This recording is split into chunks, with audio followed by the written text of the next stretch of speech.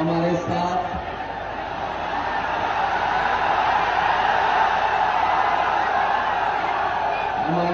मंच पर समाजवादी पार्टी और इंडिया गठबंधन के प्रत्याशी श्री एसपी सिंह पटेल जी और कांग्रेस पार्टी के बहुत वरिष्ठ नेता राज्यसभा में सांसद प्रमोद तिवारी जी, हमारी पार्टी के फतेहपुर के प्रत्याशी रहे पार्टी के पूर्व अध्यक्ष नरेश उत्तम पटेल जी, यहां के विधायक संचालन कर रहे डॉक्टर आर.के. वर्मा जी, मंच पर उपस्थित पूर्व सदस्य विधान परिषद डॉक्टर कांति सिंह जी, नौजवान विधायक राम सिंह पटेल जी, विधायक श्रीमती अनुराग मिश्रा जी, मुन्ना यादव पूर्व विधायक आनंद भूषण सिंह जी, जय सिंह यादव जी, मुकुल तिवारी जी, पार्टी कांग्रेस के अध्यक्ष गुलशन यादव प्रभारी प्रतापगढ़ लोकसभा अब्दुल कादिर जिलानी जी, गहन बौद्ध जी, गुलफाम जी और बहुत वरिष्ठ नेता शक्ति सिंह जी, मंच पर उपस्थित अनिल गंगोई साहब, शेर आलम जी और मंच पर उपस्थित सभी समाजवादी पार्टी के संगठन के नेता, कांग्रेस पार्टी के सभी नेता पदाधिकारी और मंच पर उपस्थित नौजवान नेता राघव तिवारी जी, इस चुनावी जनसभा में उपस्थित हमारे सभी आदरणीय बुजुर्ग, किसान भाई, बड़ी संख्या में आई माताएं, बहनें और नौजवान साथी पत्रकार बंधु, मैं सबसे पहले यहां पर उपस्थित प्रतापगढ़ के लोकसभा के सभी साथियों का बहुत बहुत धन्यवाद और आभार प्रकट करना चाहता हूं।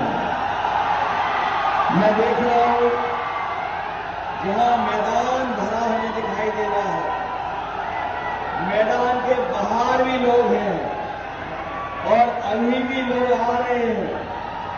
मैं दूर तक देख रहा हूं, पेड़ की छाया में तो है ही लोग, लेकिन जहां छाया नहीं है, अपने गमछे से दोपहरी की धूप बचाते हुए हमें लोग दिखाई दे रहे हैं। ये जो जन सैलाब है, ये जो जन समर्थन हमें दिखाई दे रहा है, ये जन सैलाब, जन समर्थन इस बार डॉक्टर एसपी सिंह जी को न केवल जिताने जा रहा है, बल्कि प्रतापगढ़ यहां के लोग समाजवादी पार्टी इंडिया गठबंधन को रिकॉर्ड मतों से जिता करके लोकसभा में भेजने जा रहे हैं। इधर थोड़ा मौसम बदला है, चुनाव का मौसम बदलता चला जा रहा है और हमारे लोगों ने अखबारों में और कई जगह पढ़ा होगा कि इधर क्लाइमेट चेंज की बहुत चर्चा होती है, लेकिन मैं देख रहा हूं जो जल सैलाब हमें दिखाई दे रहा है, इस बार ये पॉलिटिकल क्लाइमेट चेंज वाला माहौल है। जो लोग 400 पार का नारा दे रहे थे, 400 पार दिखाई देगा। इनके 10 साल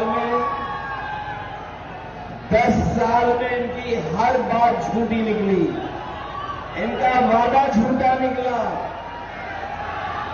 और जब उन्हें कुछ समझ में नहीं आ रहा है,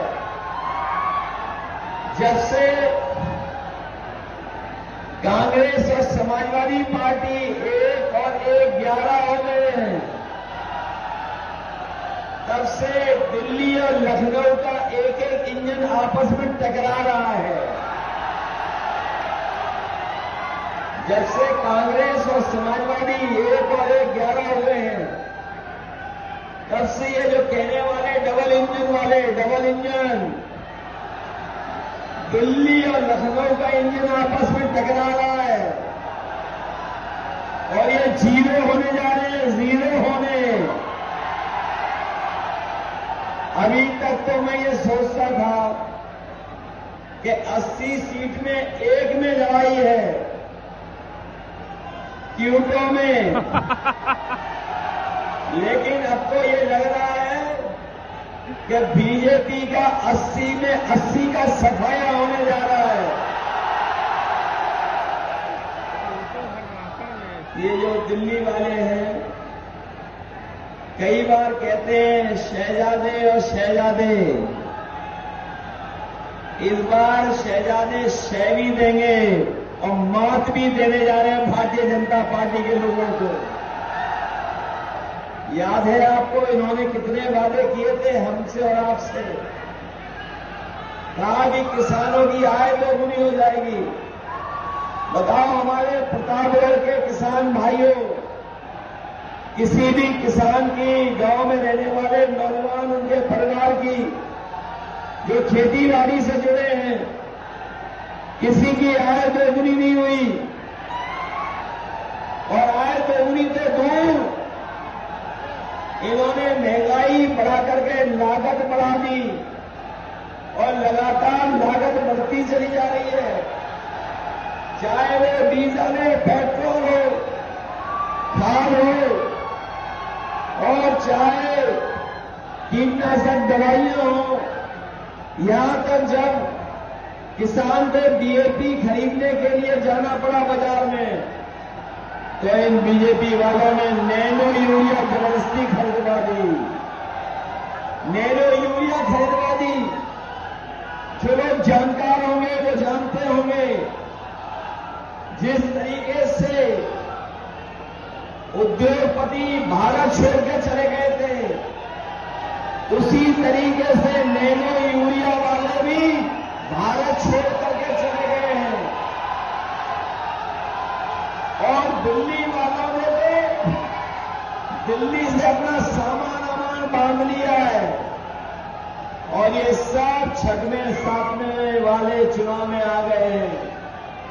वो जानते हैं अब दिल्ली में कुछ बचने वाला नहीं है, बदलाव की हवा चल रही है, इसलिए सब सामान बांध लिया है। और जो जनता को धोखा दिए थे, इस बार जनता भी उनसे हिसाब किताब करने जा रही है अपने वोट से। जहां इन्होंने किसानों को धोखा दिया था, वहीं हमारे नौजवान जानते होंगे कि कोई भी इस सरकार में परीक्षा हुई, हर परीक्षा का पेपर लीक हो गया और जब नौजवान घर लौटा तो उसे पता लगा कि परीक्षा रद्द हो गई है। और केवल रद्द नहीं हुई है, लगातार इस सरकार ने जानबूझ करके पेपर लीक कराए और सरकार ने इसलिए पेपर लीक कराए जिससे नौजवानों को नौकरी न देनी पड़ जाए। अधूरी नौकरी है, अग्निवीर को हमेशा हमेशा के लिए खत्म कर दिया जाएगा। मैं अपने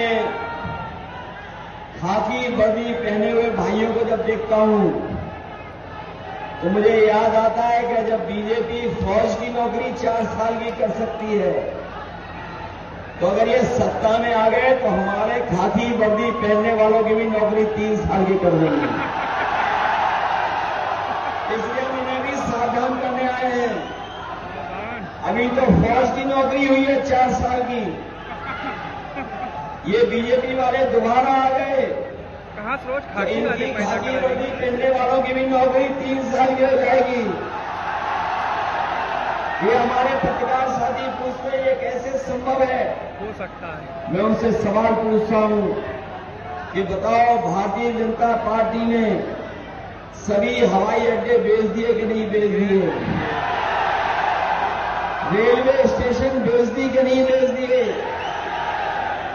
ट्रेनें बेच दी कि नहीं बेच दी? हवाई जहाज जो सरकारी थे वो बेच दिए कि नहीं बेच दिए, और सरकारी विभागों में आउटसोर्स पर संविदा में नौकरी कर दी कि नहीं कर दी। जब ये सब कुछ कर सकते हैं, अग्निवीर लागू कर सकते हैं, नोटबंदी लागू कर सकते हैं, तो ये भी लागू हो जाएगी। इसलिए भारतीय जनता पार्टी से मैं आपको भी सावधान करने आया हूं। महंगाई कहां पहुंचा दी बीजेपी के लोगों ने, सोचिए। और महंगाई तो बढ़ाई बढ़ाई, लेकिन हमारे किसानों की खाद की बोरी से भी चोरी हो गई। जो खाद चोरी हुई, पहले 5 किलो चोरी की, फिर 5 किलो चोरी हो गई खाद। बताओ, आपकी बोरी से खाद की 10 किलो चोरी हुई कि नहीं हुई? मैं कभी कभी हिसाब किताब लगाता हूं कि ये बोरी की चोरी कहां से सीखी होगी इन्होंने। तब मुझे याद आता है कि पार्ले की बिस्किट पैकेट से सीखी है इन्होंने। जिन लोगों ने बाजार में देखा होगा पार्ले जी बिस्किट पैकेट, पहले इतना बड़ा आता था पार्ले जी बिस्किट पैकेट, बताओ आज कितना बड़ा हो गया। पहले आता था बड़ा, जैसे जैसे महंगाई बढ़ी उन्होंने अपना मुनाफा कमाना कम नहीं किया, जो बड़ा पैकेट था वह छोटा होता चला गया। आज 5 बिस्किट का पैकेट जा रहा है। ये सरकार में आ जाएंगे तो आपको 1 बिस्किट का पैकेट मिलेगा, 1 बिस्किट का पैकेट। आपने देखा डीजल पेट्रोल तो बढ़ा ही बढ़ा, लेकिन बताइए आपकी मोटरसाइकिल महंगी हो गई कि नहीं हो गई? 10 साल पहले कितने रुपए की थी और आज कितने रुपए की है? 1 लाख पार हो गई कि नहीं हो गई? और बाजार में अगर आप दवाइयां लेने जाते होंगे, बताओ बुखार की दवाई महंगी कर दी कि नहीं कर दी? कुछ दवाइयों के पत्ते छोटे कर दिए, कुछ छोटे कर दिए, दवाई महंगी कर दी। और जो आम लोग दवाई लेते थे, चाहे वो पेट दर्द की हो, चाहे बुखार की हो, और कभी देखना जा करके पहले बुखार ठीक हो जाता था 500 mg की गोली खाने में। आजकल डॉक्टर के पास जाओगे आप तो बुखार उतारने की 650 mg की गोली दे रहे हैं। बताओ इन्होंने धोखा दे रहे हैं कि नहीं दे रहे हैं? और हमें आपको सबको जबरदस्ती वैक्सीन लगवा दी। ये हमारे पुलिस के भाई लोग लगवाना नहीं चाहते थे। वो गाड़ी भी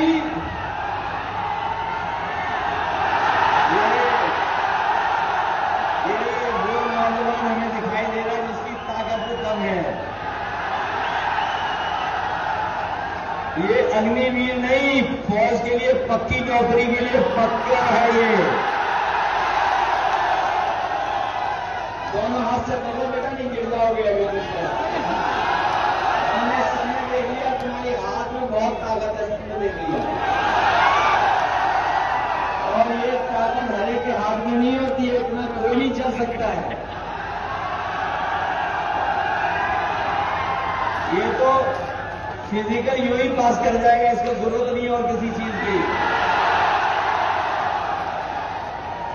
इसीलिए मैंने कहा कि हमारे गांव के और गरीब नौजवान इतना मजबूत है शरीर से कि उसे पक्की फौज की नौकरी मिलनी चाहिए। इसलिए अग्निवीर नहीं स्वीकार करेंगे, हम लोग पक्की नौकरी देना चाहेंगे। इसलिए इस समय हम आप सबसे अपील करने आए हैं, अपने सभी प्रतापगढ़ के साथियों से अपील करने आए हैं, निवेदन करने आए हैं। ये आखिरी में इसका समर सॉल्ट था, ये जो आखिरी में हमारा इसका समर सॉल्ट था। इसलिए प्रतापगढ़ के अपने सभी साथियों से मैं निवेदन करने आया हूं, बताओ इस चुनाव में सावधान रहोगे कि नहीं रहोगे? सावधान बताओ, आपको चारों तरफ से समर्थन मिल रहा है कि नहीं मिल रहा है। बताओ कांग्रेस का समर्थन मिल गया कि नहीं मिल गया? अपनी आप पार्टी का समर्थन है कि नहीं है? और जो लोग थोड़ा बहुत नाराज रहते थे आजकल वो भी साथ आ गए कि नहीं आ गए? बताओ आपकी सब तरफ से मदद हो रही है कि नहीं हो रही? और बीजेपी वाले सांसद हैं वो रो रहे हैं कि नहीं रो रहे हैं? वो रो इसलिए रहे कि इस बार प्रतापगढ़ से वो लाखों वोटों से हार के जा रहे हैं। और अभी तो जब मैं आया मंच पे दिल्ली वाले भी आए थे, उनकी जनता नहीं थी, इसी मैदान में आए थे, सुनने में आ रहा है। वो बाद में सोच रहे होंगे कि कहां चले गए, यहाँ की जनता तो बदलाव चाहती है, इसलिए बदलाव करोगे आप लोग। हम ये गिन लें कि ये सीट जीतने जा रहे हैं। इस बार तो छठवां सातवां चरण पूरा भारतीय जनता पार्टी को सफाया करता हुआ जा रहा है, कोई नजर नहीं आ रहा। इसलिए धोखा तो नहीं खाओगे आप लोग। अब इन पे कोई रास्ता नहीं बचा है। अब इन पे रास्ता है कि किसी को मना लो, किसी को कुछ कर दो, कुछ कर दो, ये भी लगे हुए हैं। आपने देखा होगा चंडीगढ़ में कैसे पकड़े गए ये वोट की चोरी करते हुए, याद है आपको नहीं याद है? बताओ मणिपुर में इन्होंने महिलाओं को अपमानित किया कि नहीं किया? और इसलिए हम कहना चाहते हैं कि अगर बूथ पर आपको जाने से रोके, रुक तो नहीं जाओगे आप लोग? ऐसा तो नहीं कि अगर बूथ पे आपको रोके तो रुक जाओगे आप पूरा वोट डालोगे? पूरा वोट डालना है आपको इस बार, तभी परिवर्तन आएगा। इसलिए हम आपसे अपील करना चाहते हैं कि जहां ये चुनाव हमारे आपके भविष्य का तो है ही है, लेकिन ये चुनाव हमारे आने वाली पीढ़ी के भविष्य का भी चुनाव है। ये लोग जो सत्ता में 400 पार का नारा दे रहे थे, वो संविधान बदलना चाहते थे, राशन की चर्चा करते थे, राशन दे रहे थे सबको, 2022 में राशन दे रहे थे। आज बताओ राशन जो दे रहे हैं उसकी गुणवत्ता क्या है? पहले तो चना दे रहे थे, रिफाइंड तेल दे रहे थे, दाल दे रहे थे, बताओ आज राशन में क्या दे रहे हैं लोग? राशन भी कम कर दिया। इसलिए इंडिया गठबंधन और समाजवादी पार्टी और कांग्रेस ने तय किया है कि आने वाले समय में जब सरकार बनेगी तो न केवल आपका राशन बढ़ाया जाएगा, राशन की मात्रा भी बढ़ाई जाएगी, जिससे हमारे गरीबों को भर पेट खाना मिल जाए पूरे परिवार को, और राशन की गुणवत्ता मात्रा बढ़ा करके जिस तरीके से आपने बाजारों में देखा होगा कि संपन्न लोग, बड़े लोग जो पैकेट का आटा है गुणवत्ता में अच्छा है और पौष्टिक है वो लेकर के खा रहे हैं, तो अपने गरीबों को जहां राशन बढ़ाएंगे वहीं पौष्टिक आटा के साथ साथ अपने गरीबों को डाटा फ्री दिलाने का भी काम होगा। क्योंकि पौष्टिक आटा से उनका स्वास्थ्य बेहतर होगा, और जब डाटा होगा तो हमें चलने, पढ़ने और जानकारी हासिल करने का भी हमें मौका मिलेगा। क्योंकि आज डाटा के बिना कुछ नहीं चल रहा है। डाटा पहले फ्री मिलता था, लेकिन अब डाटा के भी पैसे ले रहे हैं। इसलिए पौष्टिक आटा गरीबों को और उसके साथ साथ डाटा फ्री देने का काम भी आने वाले समय की सरकार में होगा। इसलिए मैं आपसे निवेदन कर रहा हूं, ये लखनऊ और दिल्ली वाले हम लोगों को मिलकर के गुमराह कर रहे हैं, धोखा कर रहे हैं, नकल कर रहे हैं। आपको याद होगा जब समाजवादी सरकार थी तो हम लोगों ने इतना बड़ा लैपटॉप दिया था आपको, बहुत से बच्चों को मिल गया था, उसी की नकल कर करके ये सरकार ने बड़ा नहीं दिया, कितना छोटा कर दिया, इतना छोटा कर दिया और इतना घटिया दिया है कि आप उसमें उंगली घुसने का वो चलता ही नहीं है। आपकी एम्बुलेंस दी थी गरीबों के लिए, गांव में पहुंच करके मदद करें, और अपनी गर्भवती महिलाओं के लिए विशेष एम्बुलेंस दी थी। इन्होंने एम्बुलेंस तो खराब की है, लेकिन अस्पताल भी बर्बाद कर दिए। किसी गरीब का आप सरकारी अस्पताल में इलाज नहीं हो पा रहा। और ये दिल्ली वालों ने 10 साल में और उत्तर प्रदेश की सरकार ने 7 साल में कोई भी एक ऐसा जिला अस्पताल नहीं बनाया जिसमें हमारे गरीबों को फ्री इलाज मिल जाए, दवाई मिल जाए और सब तरह का उनको सुविधा मिल जाए। कोई इंतजाम नहीं किया। ये जो 100 नंबर वाली पुलिस बनाई थी हम लोगों ने, 100 नंबर वाली पुलिस बनाई थी, गाड़ी दी थी हम लोगों ने, वो गाड़ी भी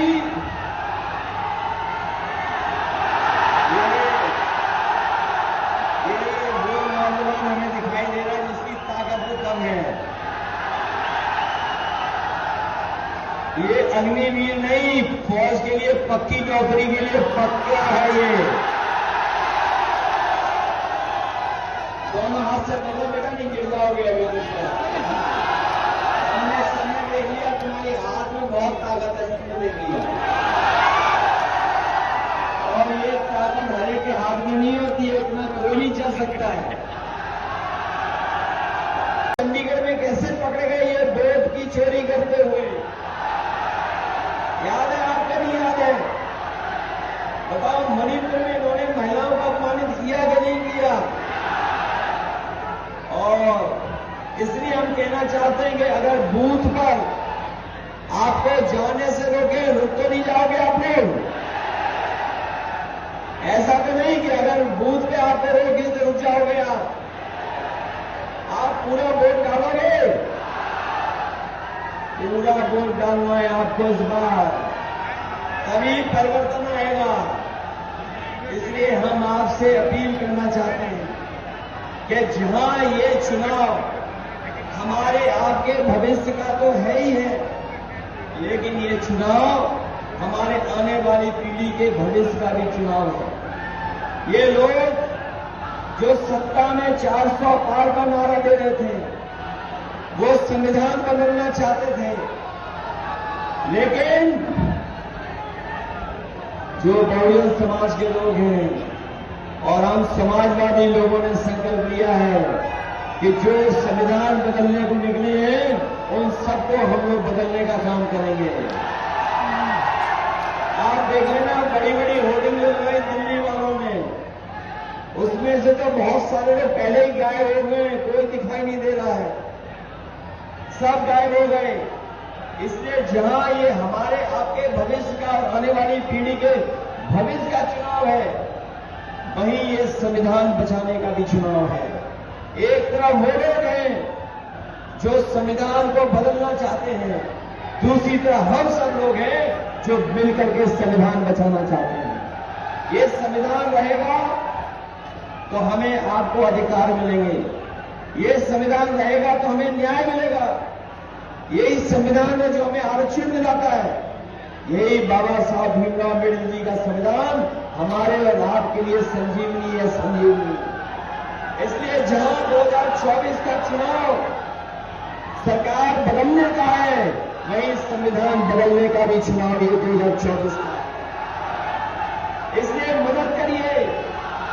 और हम लोगों ने तय किया है कि अपने किसानों का भी कर्ज पूरा का पूरा माफ होगा, उन्हें सोचना नहीं पड़ेगा।